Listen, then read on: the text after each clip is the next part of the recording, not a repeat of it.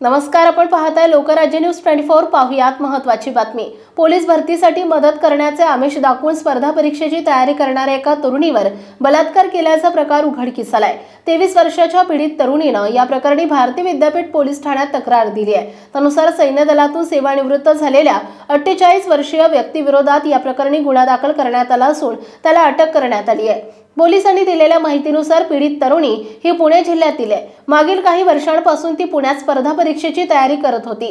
कात्रज परिसरात ती राहण्यासाठी होती। आरोपीच्या घरी खानावळ असल्याने जेवणाचा डबा घेण्यासाठी ती रोज त्याच्या घरी जायची। यातूनच त्या दोघांची ओळख झाली होती। सैन्य दलातून सेवानिवृत्त झालेला आरोपी हा एका संस्थेत क्लर्क म्हणून कामाला होता। त्याने पोलीस भरतीसाठी मदत करण्याचे आश्वासन देऊन पीडित तरुणीचा विश्वास संपादन केला। आरोपीने 2020 ते नोव्हेंबर 2024 या कालावधीत तिच्यासोबत वेळोवेळी शारीरिक संबंध ठेवले। दरम्यान मागील काही दिवसांपासून आरोपी या तरुणीला मारहाण करायचा, जीवन उद्ध्वस्त करून टाकण्याची धमकी द्यायचा। त्याच्या या वारंवार मारहाणीला आणि धमकी देण्याला कंटाळून फिर्यादीने पोलीस स्टेशन गाठत तक्रार दिली। पोलिसांनी या प्रकरणी भारतीय न्याय संहिता 64, 115, 2, 351, 2 आणि 3 नुसार गुन्हा दाखल केलाय। अधिक तपास पोलीस करत आहेत।